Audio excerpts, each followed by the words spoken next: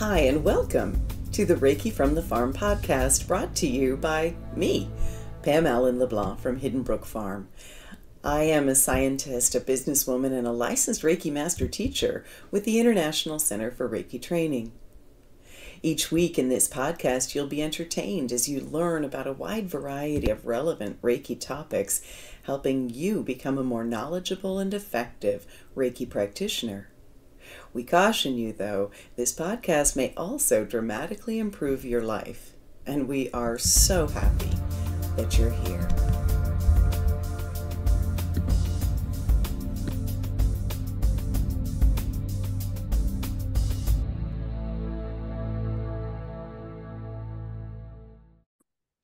On this podcast, I am speaking with my teacher, my mentor, my friend, William Rand, the head of the largest Reiki organization in the world, the International Reiki Center for Reiki Training. Welcome, William.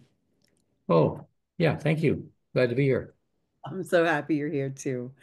Before we begin, I just want to let you know what we have coming up for classes. You can actually see both William and I at the Northeast Reiki Retreat. If you would like, we'll be there together from May 2nd to 4th. And ahead of that, April 30th to May 1st, Tracy Sullivan and I will be teaching our brand new healthcare Reiki course. We would love to have you join us if that speaks to you. William, you're teaching Karuna Reiki ahead of the Northeast Reiki retreat, are you not? That's right. Yeah. Excellent. So, Yep. I'd like to learn Karuna Reiki from the master, the originator of the system. That's a wonderful opportunity to do that.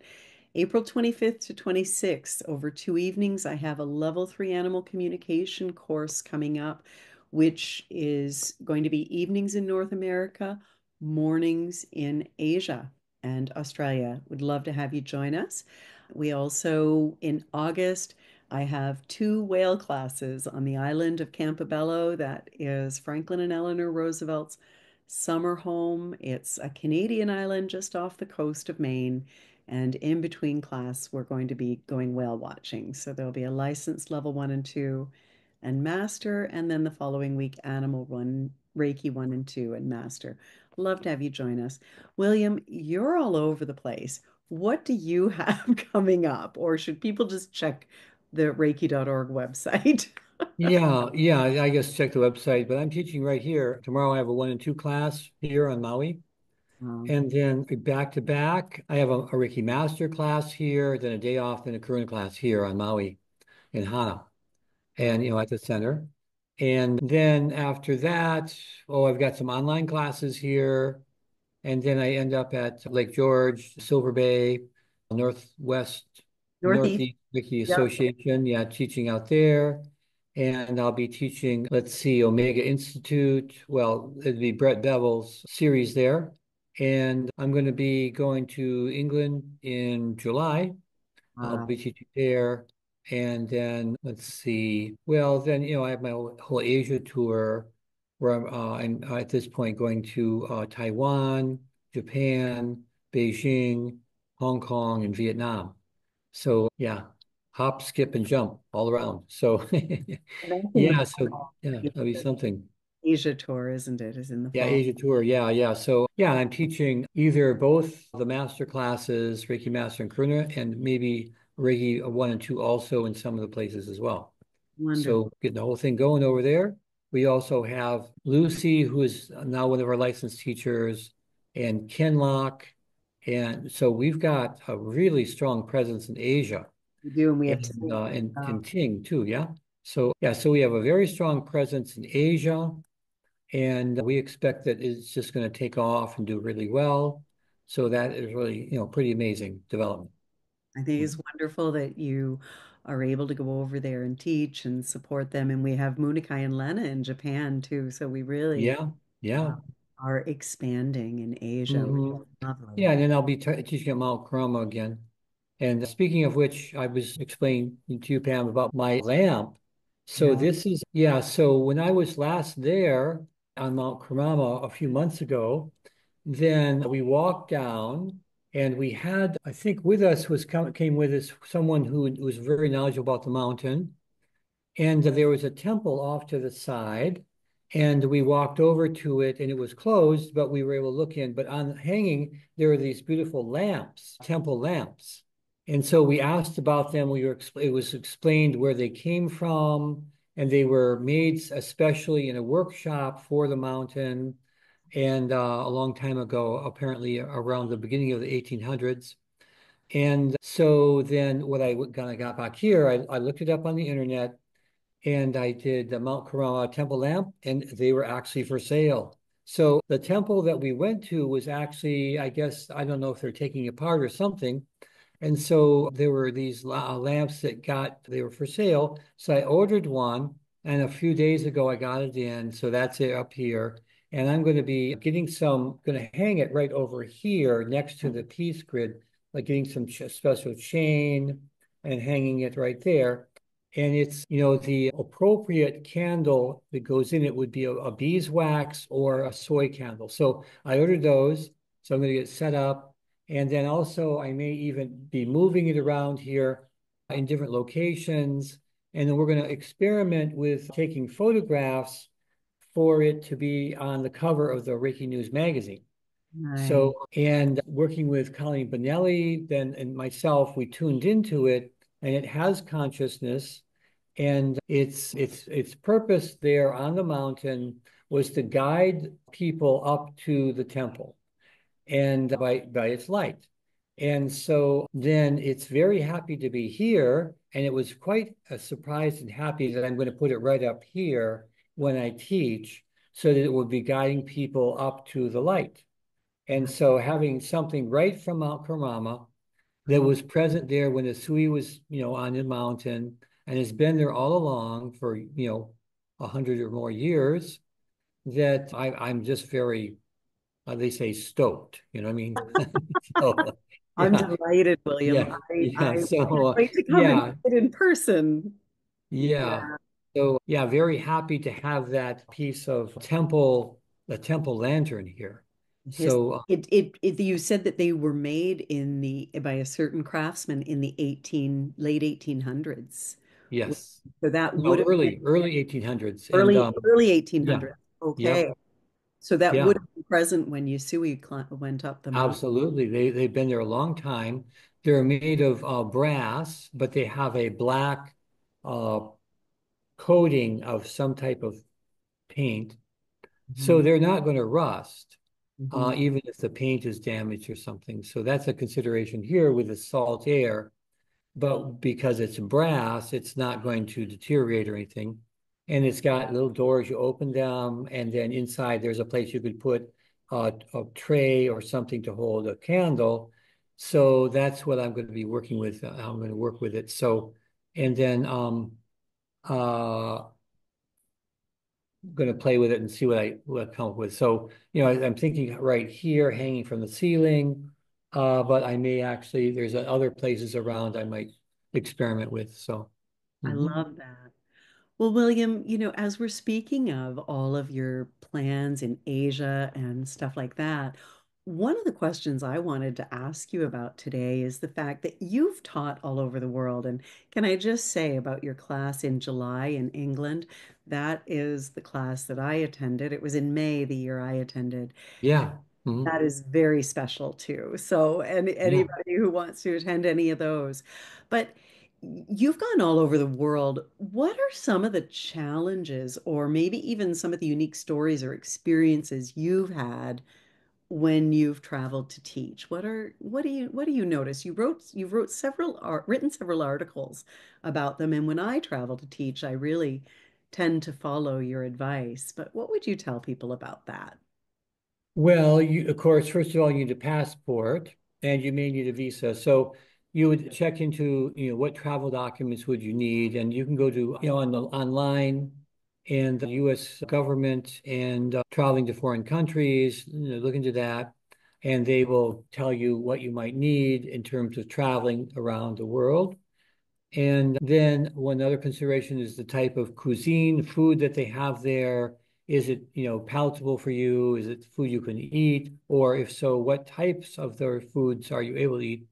When I went to India, their food was extremely hot, spicy, which You is don't very do normal spice. for them. Yeah, Yeah, that's to them completely normal. And how could you not eat spicy? And for me, it was like burning my mouth off. So I had to, have them tone down because their mild is still way too spicy. hot. So Yeah, yeah, yeah. it So is. anyway, that's something to consider is the cuisine and how is the food prepared, and can you eat their food, or do you need to bring some of your own, or somehow pay attention to the foods that's available, the diet.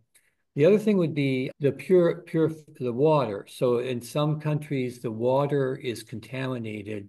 In India, when I traveled there, and this is not, I love India, it's a great place, but all water is polluted. And I'm talking tap water, rainwater, river water, and just about everything is polluted. So you really need your own filter. So I brought my own water filter. I would pump and filter it.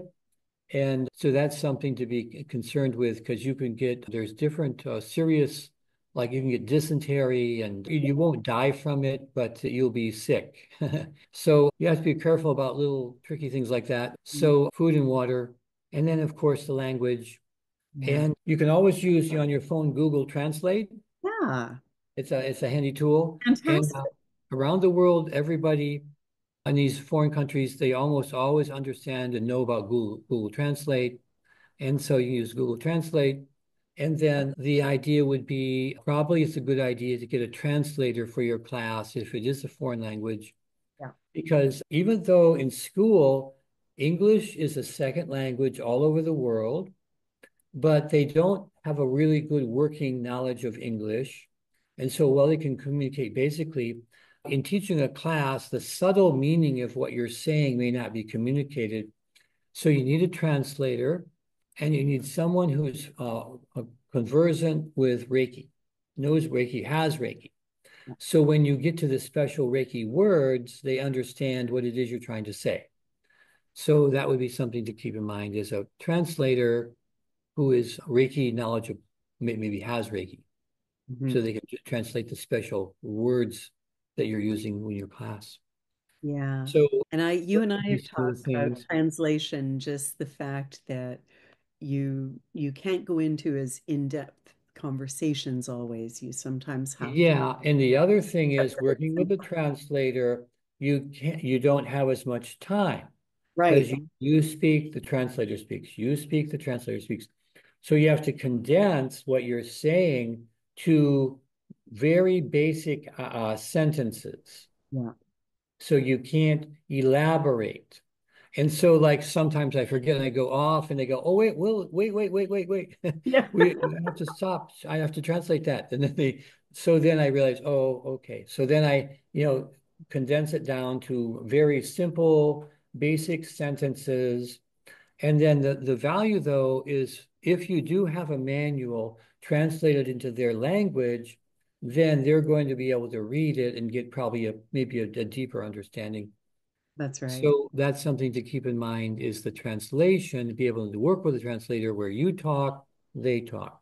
You Yeah. talk, they talk. Then a student in class asks a question in their native tongue, then the translator will translate it into English for you. So you have to wait, English, and it goes back like that.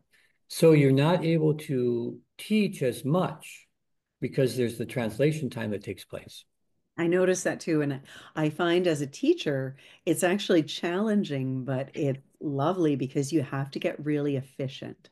Yes. You Mhm. know, you have to because you still need to cover everything. And I think that people still get the nuances just with your voice, just in the energy.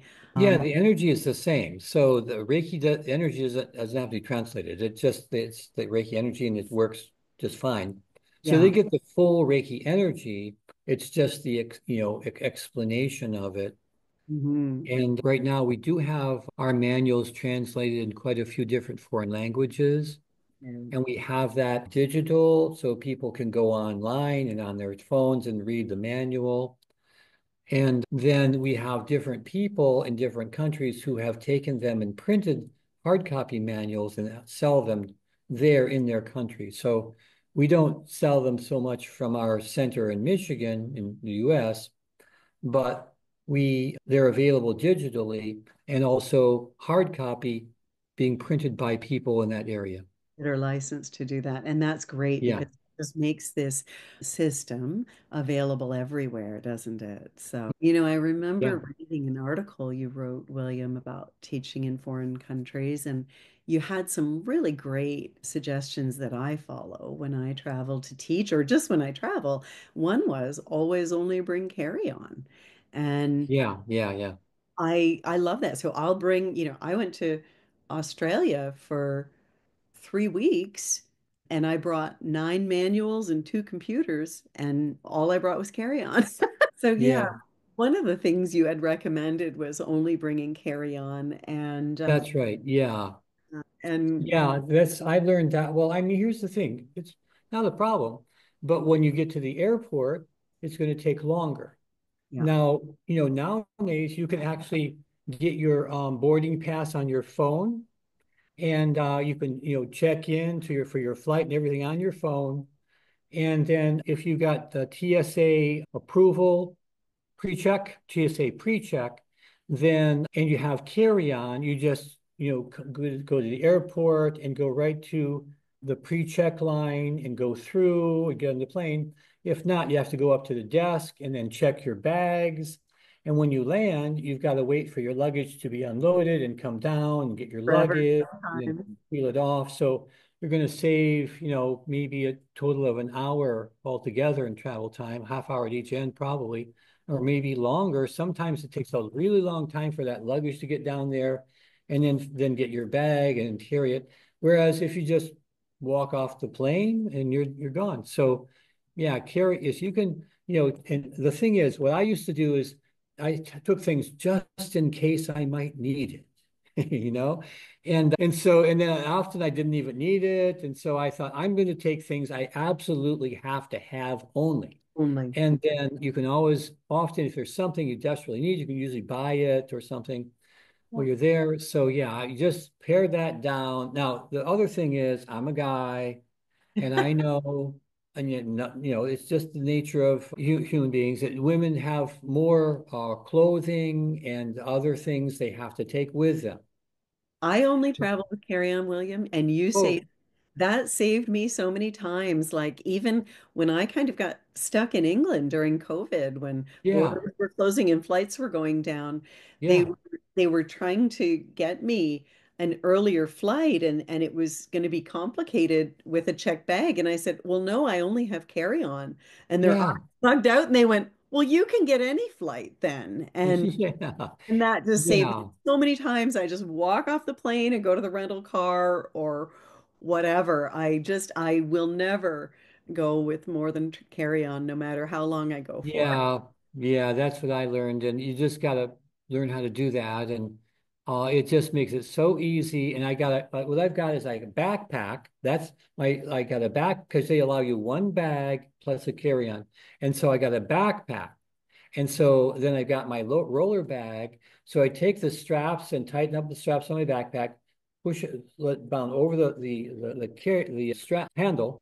Mhm. And then sometimes what I did too now is I've got a little short bungee cord that I wrap around it because sometimes the straps aren't tight enough, it kind of flops over. So I get it, tighten it up, and then I just roll along, and then I go on the plane, and I take my backpack, put it up in the rack, or sometimes I put the backpack under the seat, and I've got all my stuff for on the plane. I might want, sunglasses and water, whatever I might want.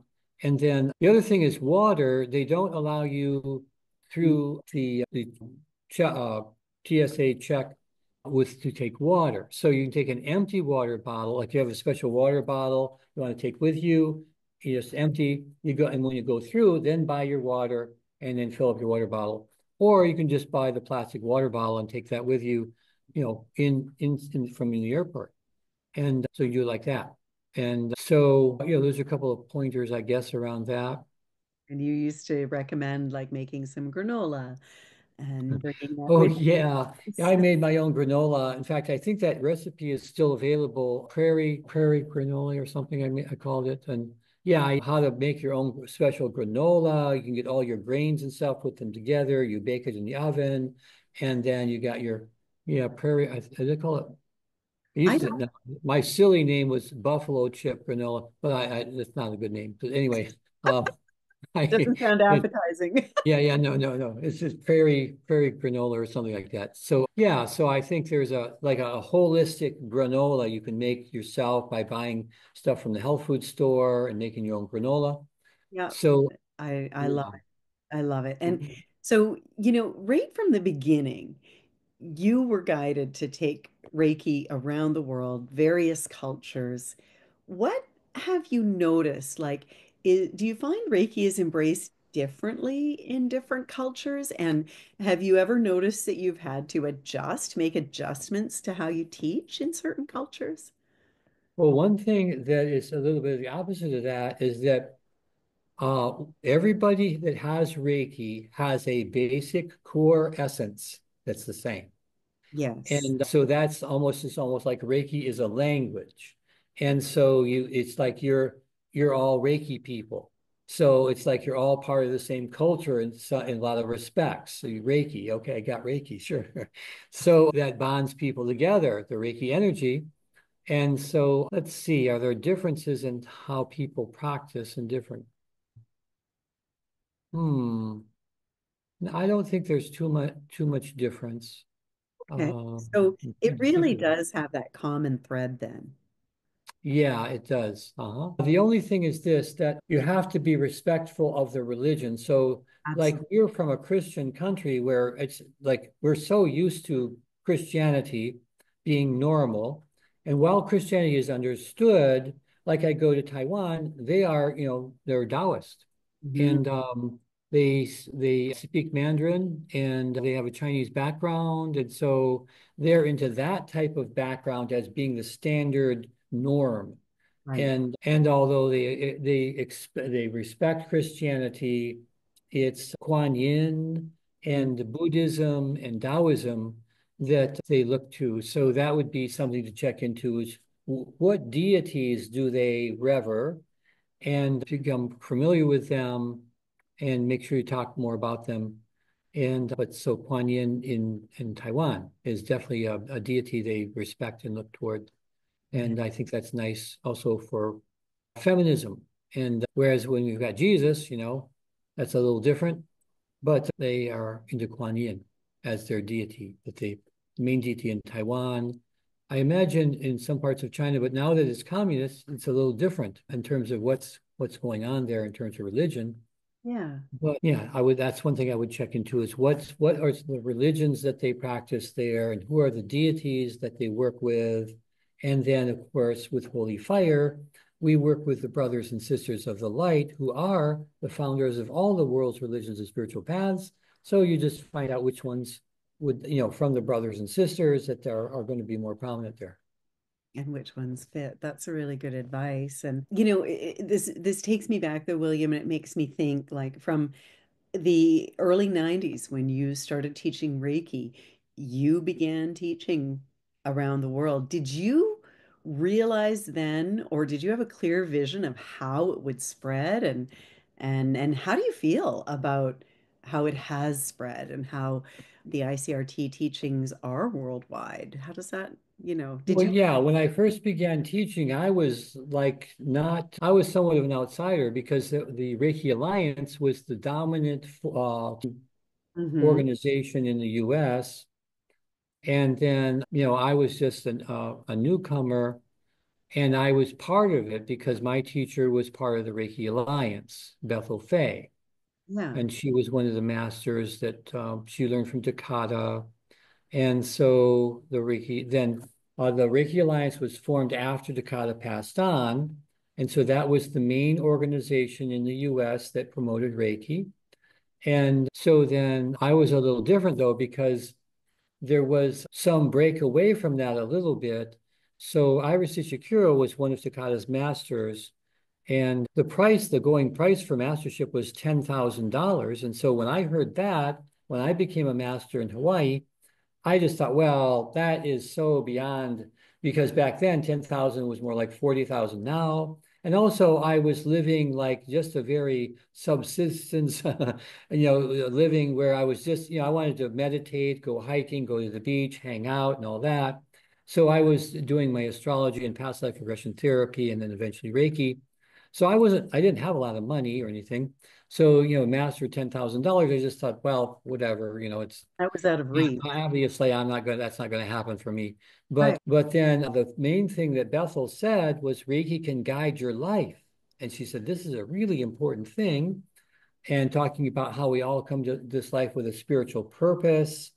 And then it's sort of waylaid by cultural values. And you find out, oh, that's not what we're supposed to be. We're supposed to be, getting a good education and going to church, of course, and then also getting a job and then hopefully, possibly moving up or into a nice neighborhood and nice clothes and all that. And that's value. And whereas our spiritual purpose is a lot different, may not have anything at all to do with money or material possessions or anything at all. And so then those are often at odds. But then Bethel was talking about that Reiki helps us discover our purpose and helps us to achieve it. And so the interesting thing, though, is that Reiki actually is a business. So, Yeah. it's spiritual and it's a spiritual business. So then that allows you to think about this and integrate money and spirituality, the business aspect and the spiritual life together. And so that helps out too. So, those are some of the things that in the beginning I had to consider. But then as I got more involved with it, it sort of helped me to integrate them. Did you expect that it would ever grow, the ICRT would ever grow to be the size that it is today and have the reach that it has? Well, I didn't have the full vision on it, but the thing is this, that I had already had a business. I was a businessman and I was into racing motorcycles. And so I developed a business selling racing parts for motorcycles. And so I had that business going. So, and that evolved and developed. And so I had a lot of business experience. Hmm. So then when I became a Reiki master, I noticed these other masters didn't know hardly anything about business.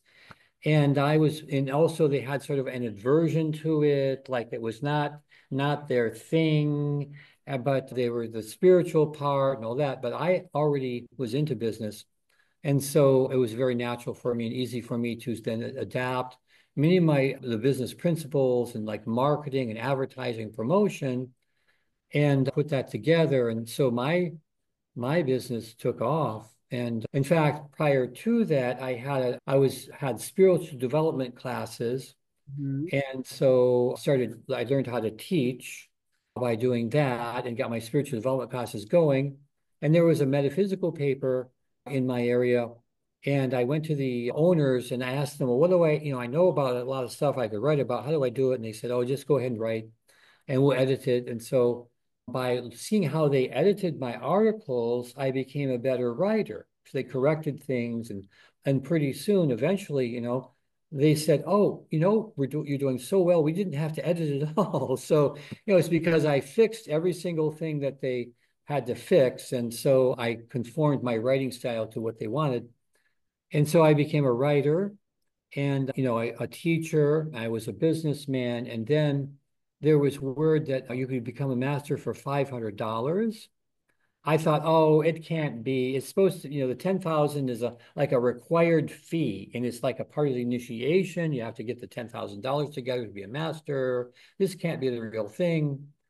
So I went to the teacher and I talked to her and she says, oh, no, no, this is the real deal. And she explained that Takada taught Iris Ishikuro as one of her masters, and she taught two people, after Takada passed, she taught two people for $500, the master level for five. So she was an authentic master trained by Takada, and she just changed the price to $500. And she just taught two people, though. And then Arthur Robertson was one of them. He was a teacher of Tibetan shamanism. So he began teaching master for $500. And so that's, I think, one of the ways that it got out there for the lower price. And then it just spread and more people were doing it. So I got in on, 89 as a master for $500. And so my calling card or attractive thing was it's master for $500. And so I was attracting business because of that. And they said, what? Five, oh, really? Oh, really? Oh, wow. So, I mean, people were, no, because everyone, learned up to level 2, but they could never go to master because they didn't have, Your unless they were 10,000. wealthy or something, they didn't have $10,000. So then this is a way. So I got a flood of students and everything. And then I realized, well, a lot of people then are starting to teach for $500. And if I don't do anything, I'm going to be just the same as everybody else. So I decided I'm going to really need to refine my teaching skills and improve my writing and produce a really high quality product that will allow people to easily teach. And so one of the issues around then when things were getting going is there was a lot of competitiveness and stifling that the teacher didn't, they wanted to get your money and teach you, but they didn't want you to do that well.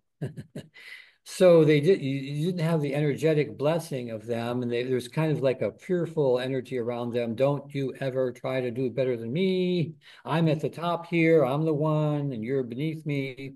And so when I realized this, I decided I'm going to teach the same way, in the same way as a teacher I would have liked to have met when I was looking for a teacher. And so I taught, we're wholeheartedly wanting everybody to do as well as they wanted to do and practice Reiki in a way that's just right for them. So because of that, then I wrote my manuals and I freely made them available to everybody. Mhm. And so they could use the same quality manual I was using. And then I paid attention to keep updating it as soon as new information came along. And I just made them available. And so then that was very attractive to students that I already had a manual that they could use. Because the way it was taught before was you have to write your own manual. Right. So to be a master, you would have to write your own manual. Did you experience that, Pam? No, I only studied at Oh, the master level with you, and I see. I would never have wanted to start from scratch writing my own manual. Yeah, It made it so easy, William, to yeah.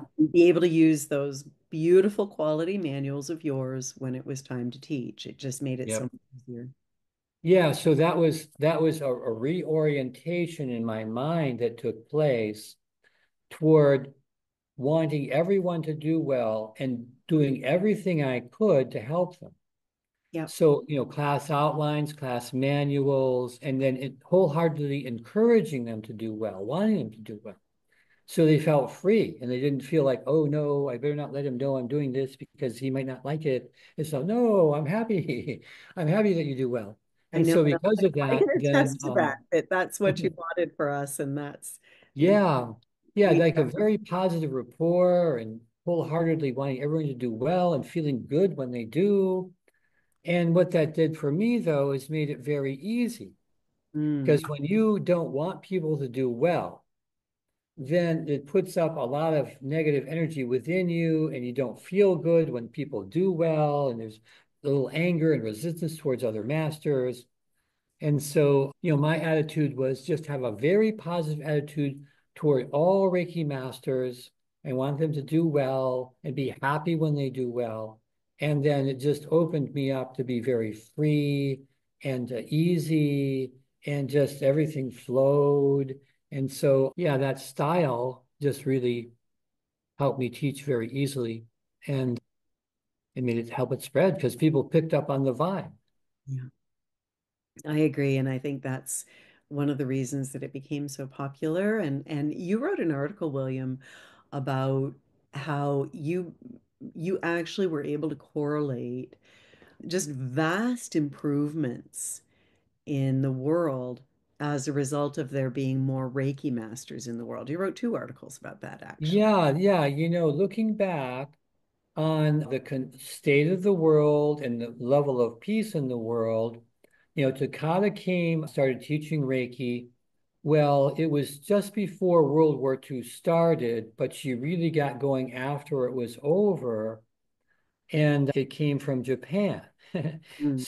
So then as this spread around, now when we look back at the state of the world, we see that there have been no world wars since the end of World War II, which is right when Reiki began to grow. Isn't And that so we can see that I'm not saying it's the only thing that's doing it, but certainly the prevalence of Reiki developing in the world has promoted a greater level of peace. Yeah. And so I think people really need to look at, have a perspective around this and go all the way back to the world wars and how we haven't had one in a really long time. And we do have wars. Mhm. And I'm not saying we like them at all. We don't like wars at all. I'd rather that there not be any wars at all. But now we don't have world wars. And so, in fact, when there are wars, there's a lot of concern and how can this be contained and prevent from expanding and things. And so there was a book called The Better Angels of Our Nature by Steven Pinker. And that's what he was a psychologist. He is a psychologist, and he thought things were getting worse in the world. And he thought, well, I'm going to chronicle this and get the stats on it to show how the world's getting worse. So he started doing that, and he found out the opposite was true, that every aspect of strife in the world was diminishing, including crime and war and any sort of thing like holding people back and racism and all sorts of things like that. We still have a lot of these things going on, but they're getting less and less and less. And so that's a wonderful book. It was written a while ago, but Steven Pinker, The Better Angels of Our Nature, he's got facts and stats and everything showing that actually everything's getting better. Mhm. Now, I don't know what he's done since then, how things are going, but it's still getting better. It's hard to say.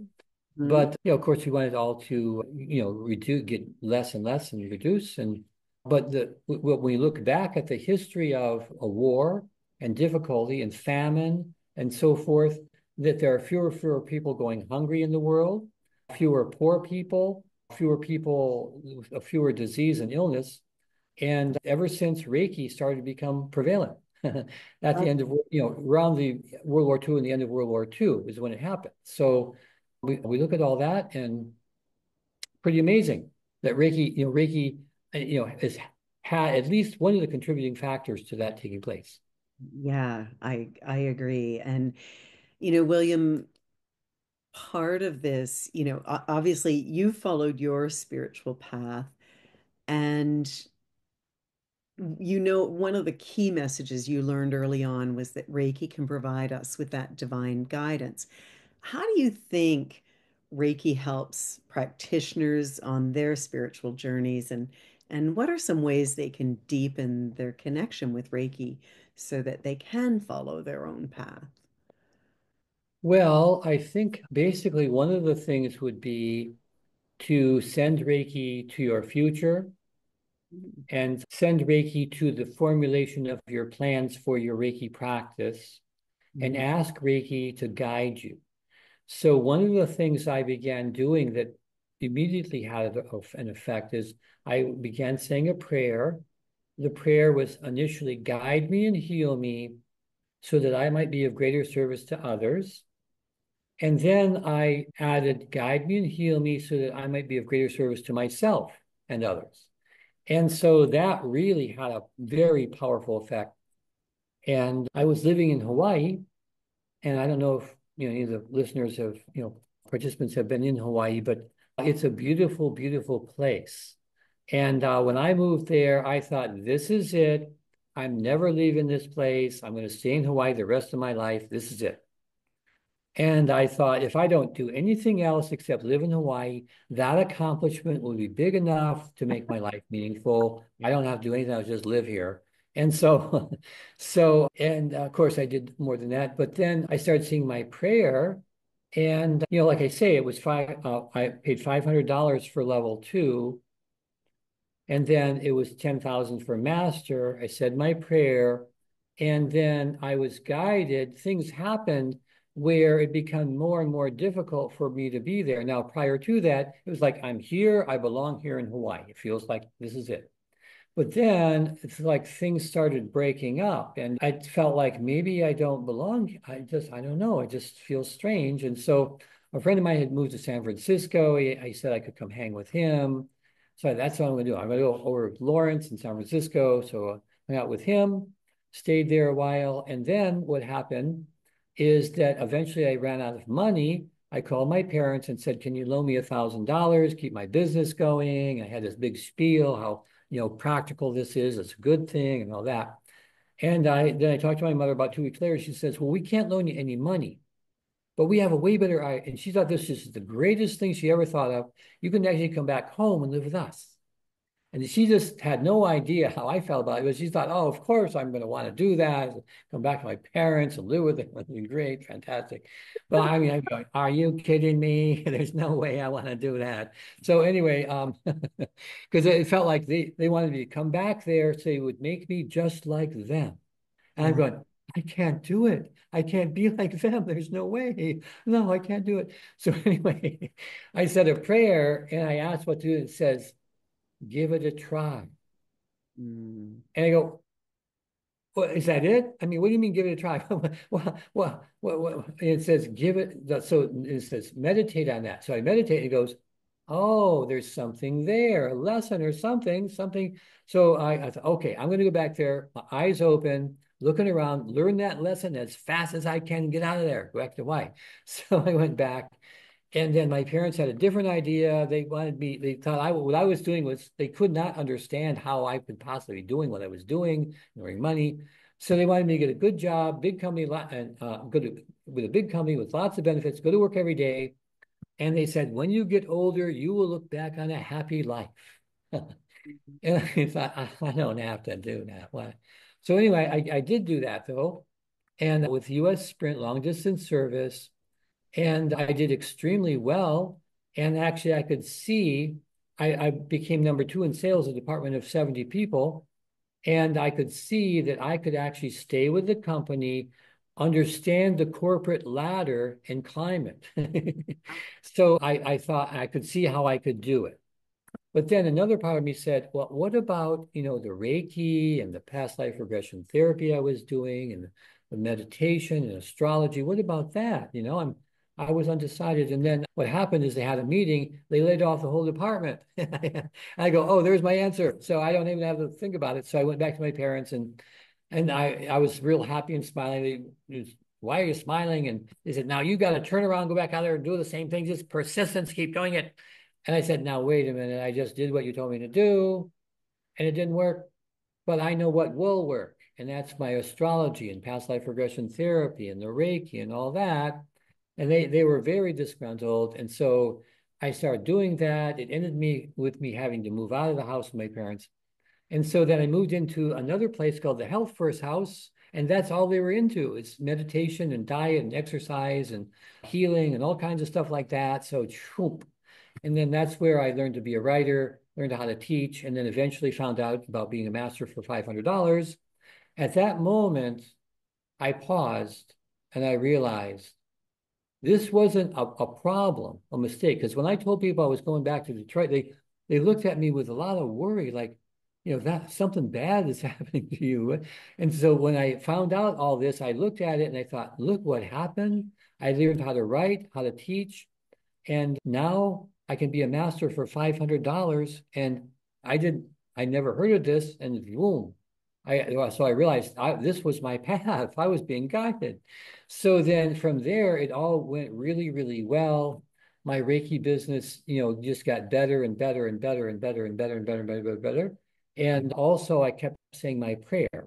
Yeah. Now, one of the things that happened, very mystical that happened, is just before I started this journey back, I was living in a house there in Honolulu. It was a plantation house, very wonderful place to live. A 2-bedroom and the kitchen, living room, and so forth, bathroom, and very nice place to live. And there were 2 other houses like that. I was part of this group called the Living Church of Life, and we'd hang out together, go play volleyball and picnics and stuff, and we'd support each other and help each other move or whatever. And so anyway, though, then I had to move from there. After I started saying the prayer, then suddenly I had to move. I had to move around, just like I was saying, and then eventually come back and all the way back to Michigan and so forth. So I'm still on, but back there, what happened was we had a mutual washer and dryer. And one night around midnight, I went out to get my laundry. I look up and the stars are very vividly clear. Like, so some nights, you may not notice this, but there's some nights when the atmosphere is like crystal clear. And that's what this was like. I could see stars that were close, further away, and further, and like out into the vastness. You could just feel the vastness of the universe, and it just expanded my consciousness. And I walk in with this feeling, and then I realize there's a presence there, and it says, "There is a way for you." And with that, I see this vision of a path going off into the distance. And I'm looking at it and go, wow. And then it says, there is a way for you. And this is a very momentous time, and you need to make a decision. You can't simply be aware of this path. You have to decide if you want to accept it. Hmm. And the being said also, at first it will be difficult, but I will be here to help you through the difficulties. And in the end, you will achieve your life purpose. I'm going, wow. Right? Yeah, yeah, yeah. And so then but it says you have to decide if you want to accept it. So I just pull it together and I go, I accept this path. And then, so very clear. And then I was guided, and so this being was there. And but it said that it was going to keep its identity secret, and that we had a relationship. And that was the important thing to focus on. And it was guiding me in everything. And then recently, some more guidance that came to me and said, I'm an angel. I go, oh, okay. Then, like the next day, it says, I'm an archangel. I go, oh, all right. And then it says, I'm Archangel Michael. Oh, nice. So, that's so amazing because I a long time ago, I got this painting of an artist, and it was Archangel Michael. And I have it in my living room. So, but it's Archangel Michael. No So coincidence. now he's still there, still guiding me. And And I think it can then guide recently there everyone. was a moment last summer when I went for a hike and came back up here, and the guides were up there. They're very happy, and they say, "Oh, you fulfilled your life purpose. You're all done, and now you can come back here." And the energy I got with that where they're at is like a country club. Everything's happy. Everything goes really well there. You can come up with us up here. We're going to hang out. We just have a lot of, it's just really good here. And now Oh, you can come back, meaning die. right. So but see, I've been thinking about this already, and I realized it just took me a really long time to get where I'm at. And so what I had realized though over the years is that the beings there don't have time, and sometimes it's hard for them to understand it. So I Mm. explained to them that it just took me, I don't know if it was 60 years or something like that to get to this place. And 60 years is a really, really, really long time. And I don't, if I were to die and go up with you guys, hang out and come back, it might take me that time, a long time again. But I already did it. So why not just stay here? And so for a while and enjoy it, and also continue to be, because I have all these resources to help people. It's very easy for me to, be helping. And then what they said is, all right, we're going to give you an extension. So, so I got that. And at first, then this extension was more or less, well, what you were going to do is come up here and enjoy yourself and have fun and everything. So we're going to set that up for you down here on Earth. You're just enjoying yourself, having fun. So that's gone on for a little while. So then I came back and I said, well, I'd like some more assignments, not just, kick back and, all that. That feels good. Sure, it's great. But I'd like to be busy and doing something productive. So Right. can you weave in some, not just enjoyment, some maybe upgrades and stuff? They said, yeah, yeah, we can do that. So then now I'm starting to get the inklings of like a next step for Holy Fire. Really? Oh, Mhm. that's exciting. You heard it here first, everyone. Uh, Yeah, yeah. Now I don't want to say too much about it, yeah, but what's happening with these upgrades is that on the other end, the guide where the guides are, they have to get it together to figure out what the energies will be, how to put them together to channel them so they can be grounded down in earth. So they have to prepare all this. And mhm. so they're doing that, and then they're preparing me. So I'm the lead person, so they'll get me ready. And then once I'm ready with it and everything, then I will add it to my teaching and it will be something I will, talk about, and it will open up a whole new doorway of value to Holy Fire Reiki. Amazing. And I love that. And this is a perfect segue, William, because one of the things that you did first, I have just a quick question. It's just something I've been curious about forever. Sure. Did you Okay. ever pay $10,000 for a master class in Reiki? Nope. You never did. Okay. I Never didn't, paid it. No, I never paid it. And didn't because I think got it about for it. $500, boom, I Yeah. got it. Hey, why would I pay $10,000? I got the, because it was Well, the real deal. It was the yeah. real teaching, complete, total, no, nothing left out at all.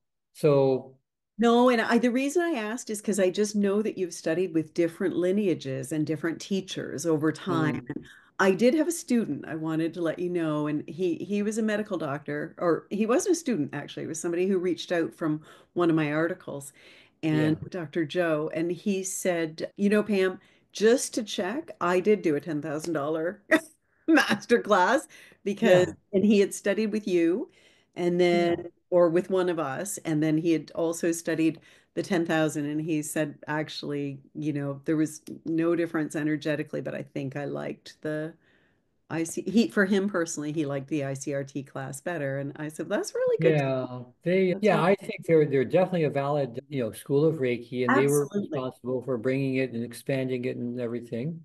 Hmm. And but the thing is that they vary, and I mean they're limited in what they teach, and often, at least back when I was studying it, aware of it, their main teaching point is you have to pay $10,000. That is the main thing for you to do to be a master. Nothing about learning or anything like that. Paying the $10,000 is the initiation, and you become a master. And Yeah. so that was their emphasis. And so because of that, often there wasn't much more to the teaching. It was like you pay the money, that's it. Boom, you got the ticket. So literally, you paid your ticket. So then you're a master, and also they said there's to be nothing in writing. There's to be you can't allow your students to take notes, no manuals, nothing to give to your students, and so very limited. And I took some of the classes from Phyllis Furamoto, who is the so-called Grand Master of Reiki, or at least of the Reiki Alliance. And her teaching was very limited. There wasn't hardly any content to it. And now I'm not saying that they're all like that. I'm sure some of them do have a lot more content. But it was almost like she said that Reiki 2 was to be taught in 4 hours. Mm. That's it. I don't know how you And could that do was like an official proclamation because she was the Grand Master, right. 4 hours. And Yeah. so, I struggled to um, fit it into 9 hours, William, or 10 hours. yeah, well, So anyway, yeah, I took it from her, and I went. She had an Adobe house in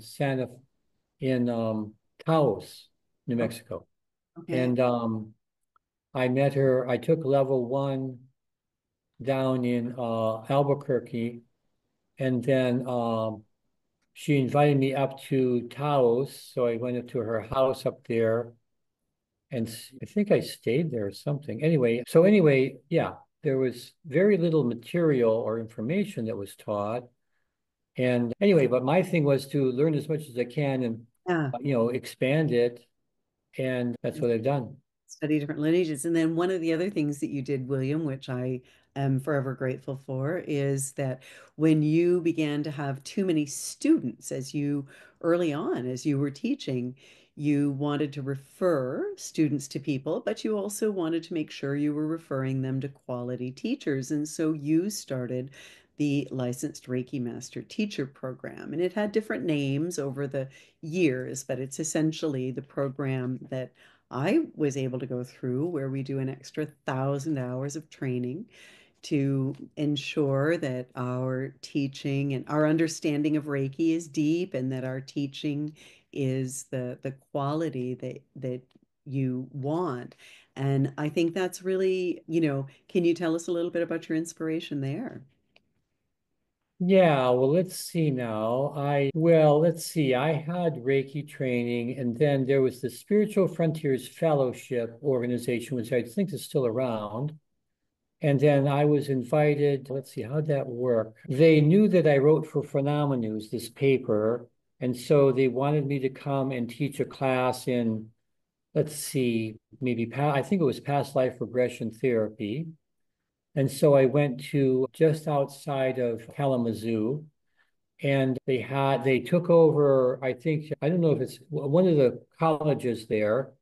And so we had the rooms and stuff at the college and everything. And then there was a man named Arthur Robertson there, and he was a Reiki master, and he was teaching a master level class there.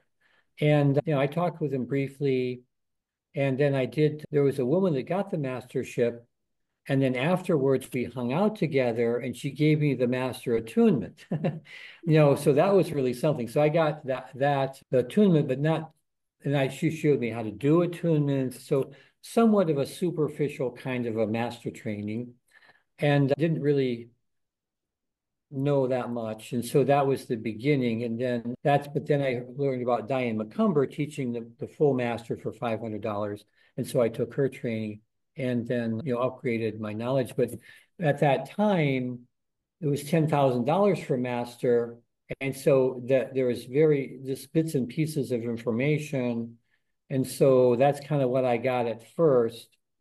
But then I did take the full mastership and became a master in March of '89. And then like you were saying, then I decided that I was going to study with other Reiki masters. Mhm. And what I discovered was they knew more, like they taught the core principles of Reiki, but they had a lot of additional training and teachings that they had. So I studied with 6 other Reiki masters, and it greatly expanded my comprehension of Reiki and how it works, and how all these other people were teaching. So it broadened my understanding and gave a lot more depth to what I was doing. So Mm. that was very valuable.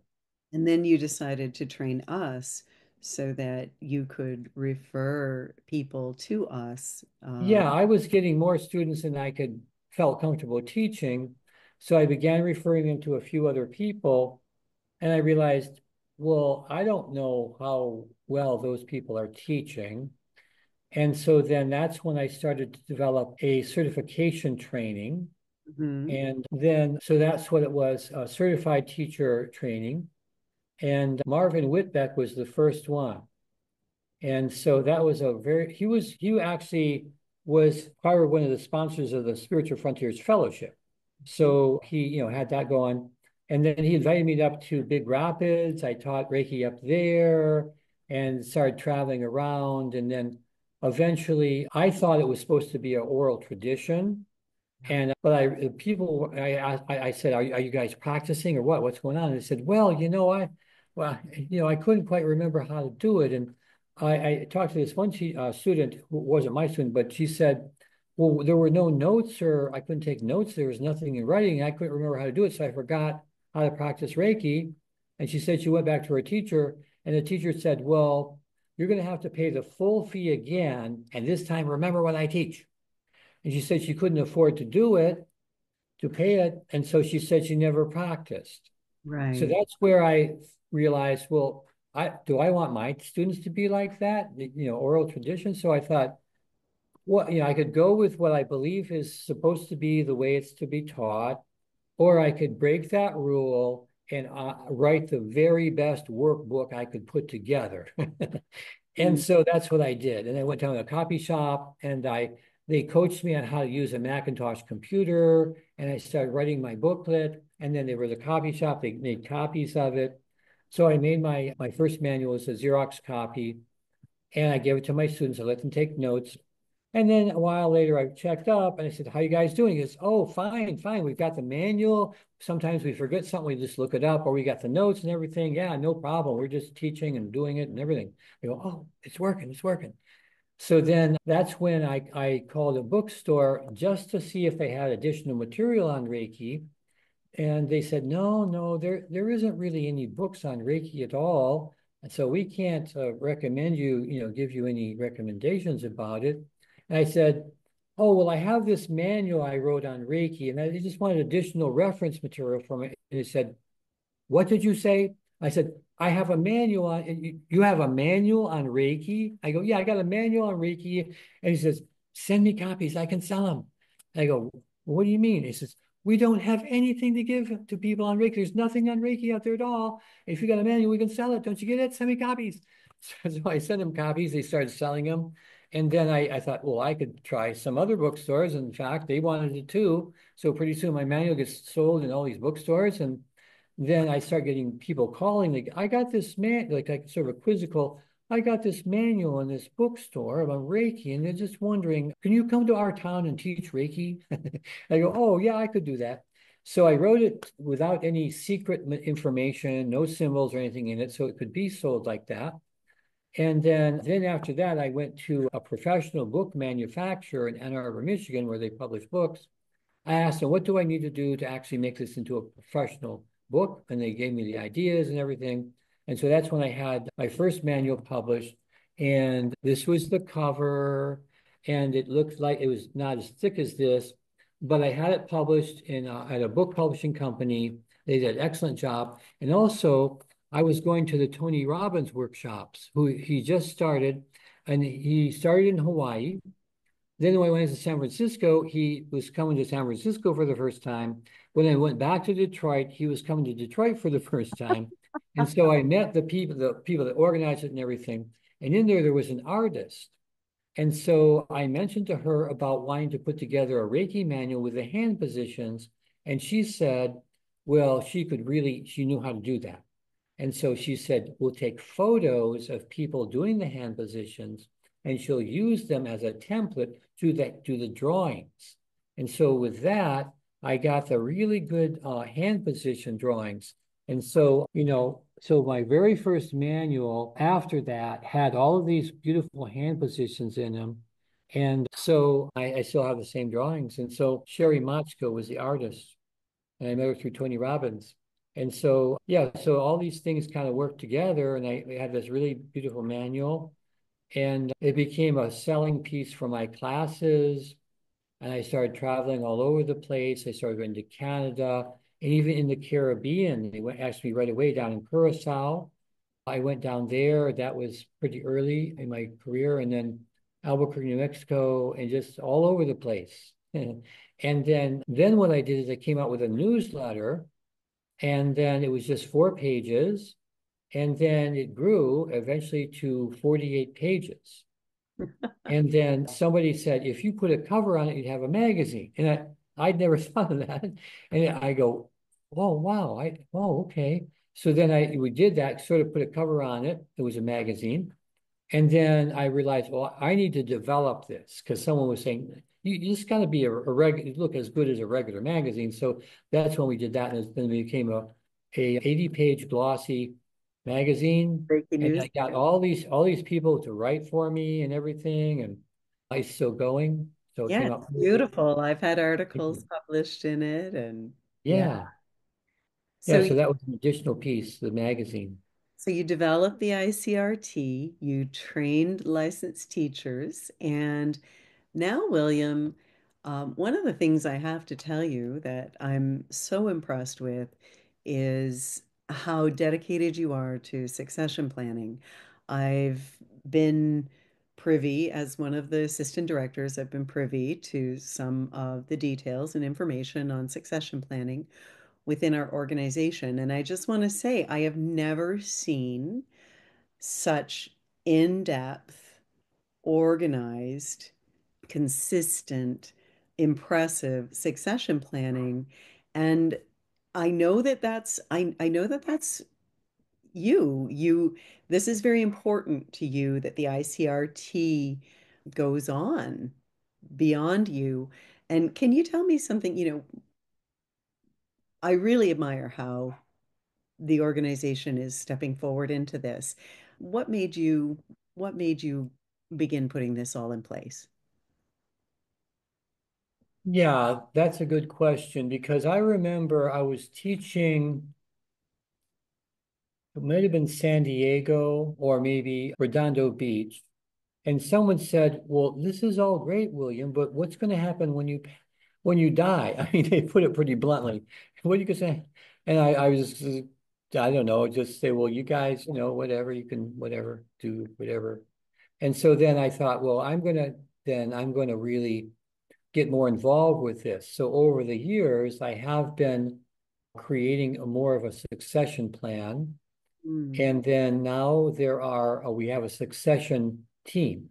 mm, And so we just had a meeting today and we're going over in detail about the whole thing. And we did talk, also have a law firm. And what the attorney said basically is, well, actually, it takes about a year and a half before. So see, what we want to do then is make it into a nonprofit. And they were saying, well, this happens frequently, and that it's acceptable for it to take about a year and a half for there to be a transition from the profit company over to the nonprofit. And at first, it's still a profit, and then it transitions into a nonprofit, and that's normal. mhm. So that takes a lot of the pressure off. But the succession team is concerned, and so we've been putting together a much more detailed succession plan and covering all the different aspects of it.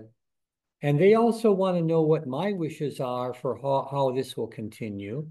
And Mhm. so then I'm getting to put a lot of input into it. And even though it may be 10 or 15 or 20 or 30 years before I hope so. I pass I on, hope. yeah, Yes. it might be that long. It could be that long. I don't know. I hope And it. that having this in place makes me feel good, but it also makes the students feel really good that Mhm. they're getting involved with something that will continue on into the future and it's not depending on me being alive. So there are other nonprofit spiritual organizations like that who had, very new outstanding founders who had the wisdom to set this up. The Rosicrucians is one of them. And then the man that started H. Spencer Lewis had his son take over. And then after that, there's now another leader, and they're all, they're nonprofit and it's a beautiful organization. And so, that we have that sort of as a template, and there are others like that. So yeah, we're working on our succession planning and going into detail on exactly how this is to flow and what will happen. So, even the people in the succession planning now might have passed on.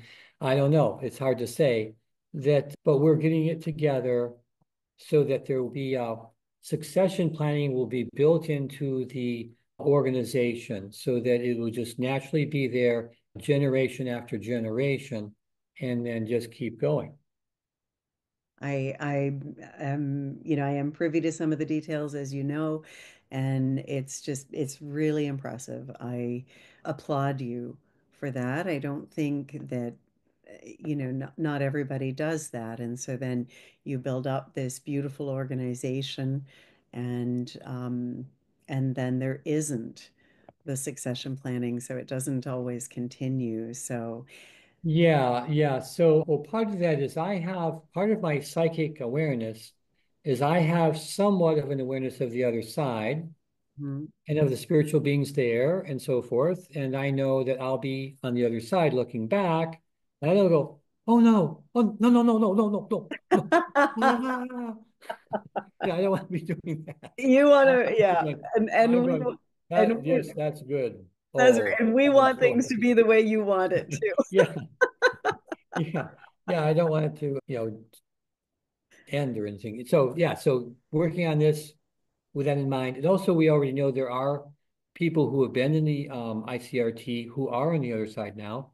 Yes. And so my thought is as well that there will be an ICRT on the other side and that people involved with Reiki and ICRT will actually be welcomed when you pass over, and we'll have things set up. There could even be a temple or school that you can go to and things like that, and higher beings and all sorts of things on the other side. So we'll have this side and the other side kind of working together. And yeah, Amazing. looking for the future, and I know after this you're going to lead us in a lovely meditation, William, but looking for the future, what's your vision for the next generation of Reiki practitioners, and is there anything you can say about how you see the energy and the organization evolving? Well, I think one thing we would be doing is paying attention to the way the world itself is changing Mhm. and what each new generation is like as they come into Reiki, and be working with that because there are cultural shifts that happen and take place. And like even our generation, the adults, like we didn't like them. And so they're too old. They don't know what they're doing, and they're trying to make us like them. We want to bust out of that. So yeah, so just being open to that there are shifts and open to changes, not so much not away from quality or organization, but just other shifts and changes, and that need like using gender friendly pronouns and stuff and that sort of thing. Whatever is happening in that respect, to be going with that flow, as well as as long as we retain the spiritual focus and quality of our work. I love that. William, could I ask you to lead us in just a brief meditation today, just to help Sure. us with our own personal evolution? Yeah, I can do that. So we're going to do a meditation. This is the Holy Fire Reiki meditation. So just make yourself comfortable. Take a couple of deep breaths and close your eyes.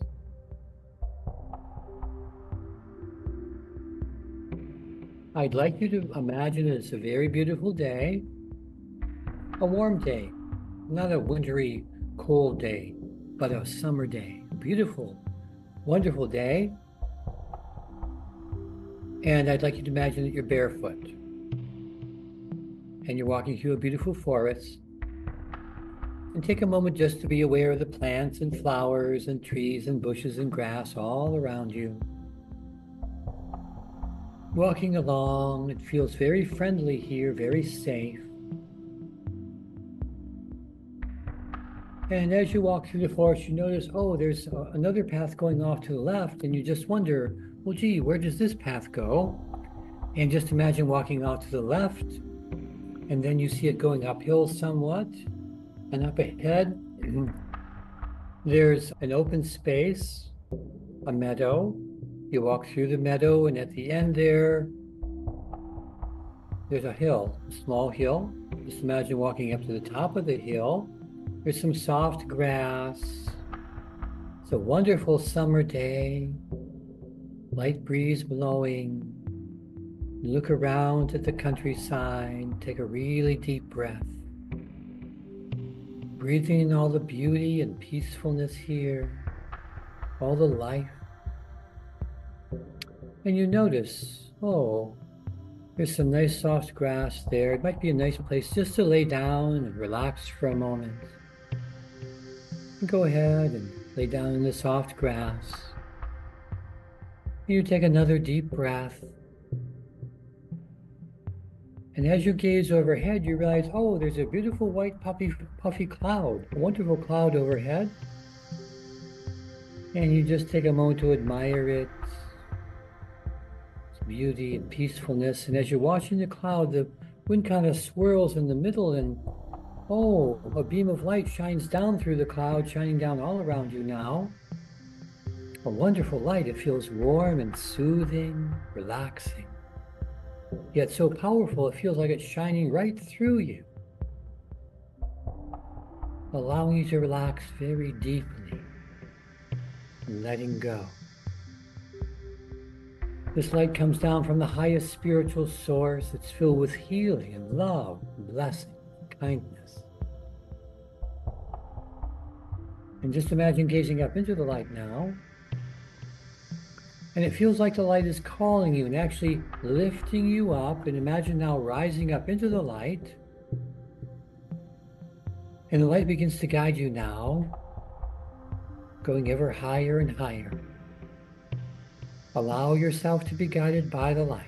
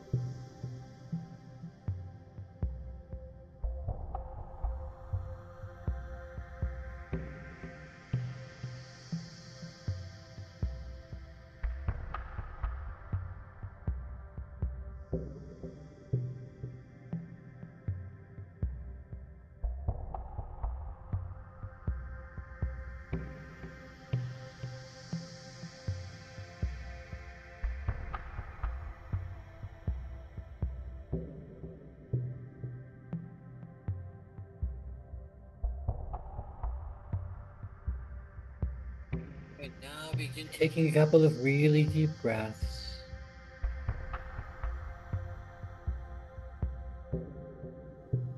And then slowly bring your awareness to your eyes.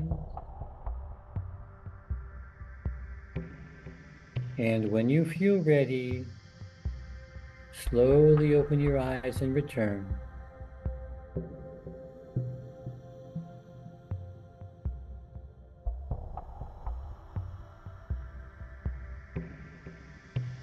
I always love meditations with you, William. They go so deep. And Oh, thank you so much for taking the time to be here with us today. Thank you for all of the effort and everything that you've put into the ICRT that has made it possible for so many of us to receive quality Reiki training and, to improve our lives. So thank you so much. oh, you're welcome. Yes. Thanks for inviting me. It's my pleasure. And to all of you who are listening, thank you for being with us today. Keep shining your light and keep listening to your guidance and following your path. It will only lead you to beautiful places. Namaste.